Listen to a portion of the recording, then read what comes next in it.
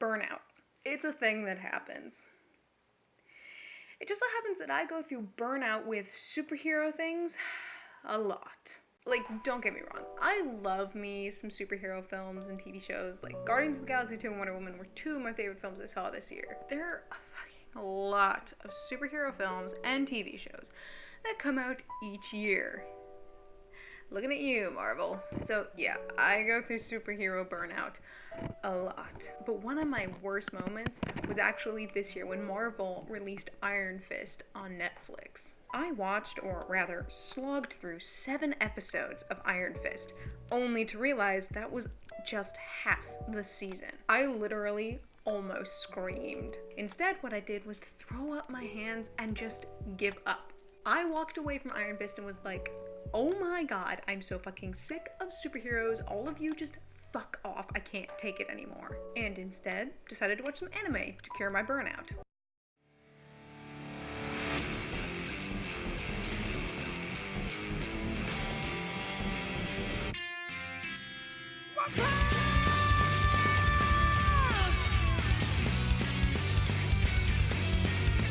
Yep, I cured my superhero burnout with a superhero anime.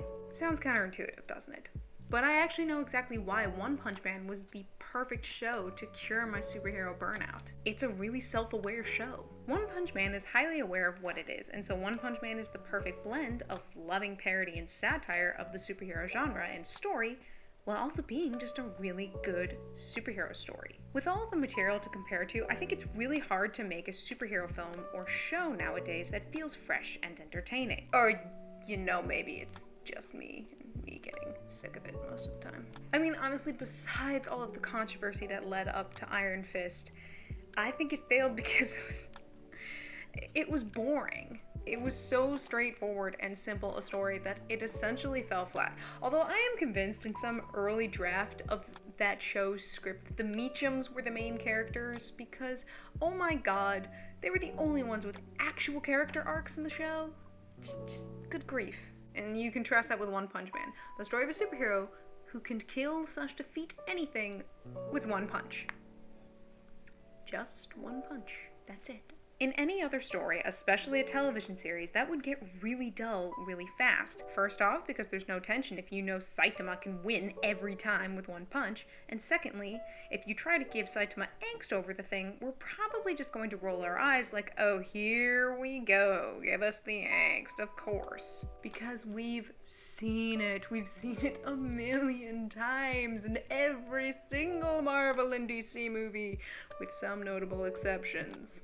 Now, sure, Saitama does have some angst in One Punch Man, and there's a reason I'm putting air quotes around that. Because Saitama's major angst comes from his inability to find an opponent he can truly fight. He's bored in his current life because he's been living the very show that we as an audience could have gotten. Saitama's essentially feeling our potential boredom for us. And that makes us as an audience empathize with him all the more because we're like, dude, same. After a while, killing anything with one punch, having no build up to a fight because you know you're gonna win, that would have to get so boring. One Punch Man clearly recognized that many of the tropes of the superhero genre, good or bad, are ultimately kinda hilarious when you actually think about them.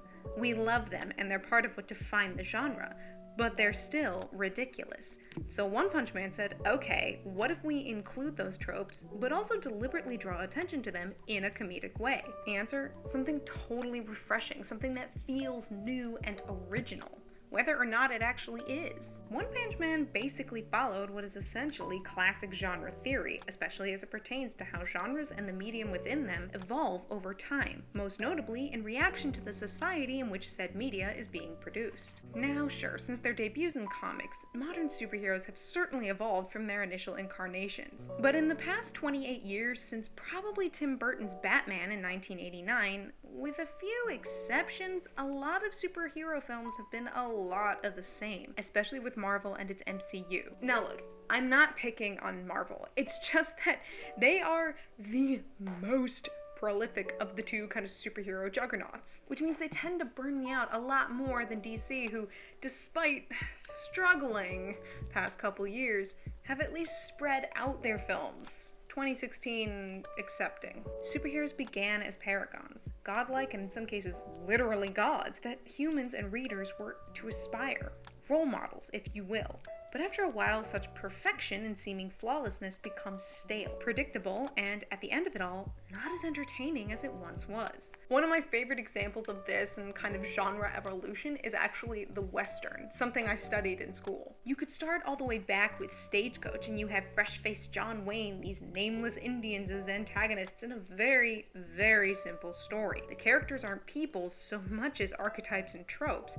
The white hat, the fair Eastern woman, the savage Indians, etc., etc. But by the time you get to Sam Peckinpah's Wild Bunch, we're arguably following characters who would be the antagonist in any early Western, if only they weren't set up against people who are arguably even worse. The titular Wild Bunch commit robberies, shoot up towns, and seemingly lack honor except maybe amongst themselves, but even then we're not sure.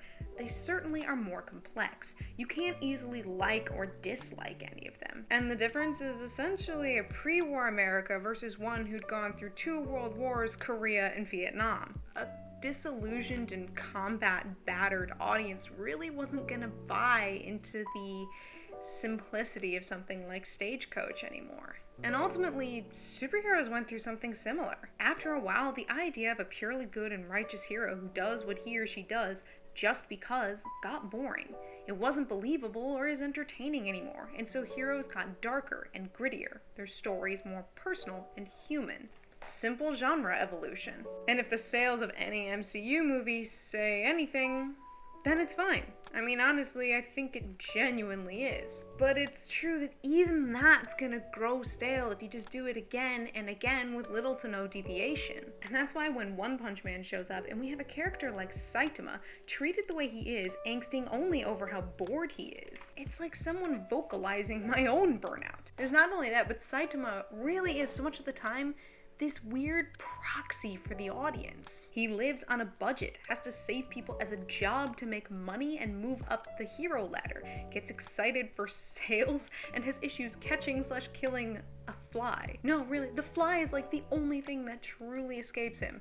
Saitama is so us, it's almost absurd. But that's kind of the point. He doesn't know why he's got his power and he doesn't angst over it because he just chalks it all up to a really absurdly simple exercise routine that objectively isn't anything too extreme. And other characters even point out to Saitama, like, there's no way this simple exercise routine is the reason you can destroy things with one punch. The show is 100% aware of how ridiculous Saitama's own explanation is. And yet in any other sort of superhero comic book, people would just take it at face value and that's it. They'd just roll with it.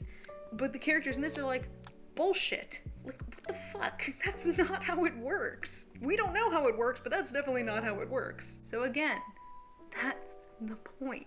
By pointing out its own objective silliness, One Punch Man then allows itself the chance to tell what is essentially a very simple and straightforward story. Most of the parody comes in the form of Saitama and a lot of side characters. However, this other hero who shows up and claims himself to be Saitama's protege is a very straightforward superhero. But because we've had Saitama, and we have all the other characters around him, this very straightforward, objectively, like, perfectly suitable superhero story is almost comic in how serious it is against the absurdity. But One Punch Man can get away with all this because it's hyper-aware not only of what it is and what it's doing, but of what its audience is going to be thinking of it. It's evolved and matured the superhero genre along. It's keeping the genre fresh in a way that's unique and just wholly delightful. Now, if you'll excuse me, I think I need to go hit the gym. Thanks for watching me ramble today. If you'd like to see more from me, go ahead and click that button with my face on it. It'll take you to my channel where I ramble about a whole lot of different things. Got some thoughts of your own? Go ahead and leave them down in the comments. And make sure that if you want to see more ramblings from me, you click that little subscribe button. That's it for me today, you guys, so until next time, cheers.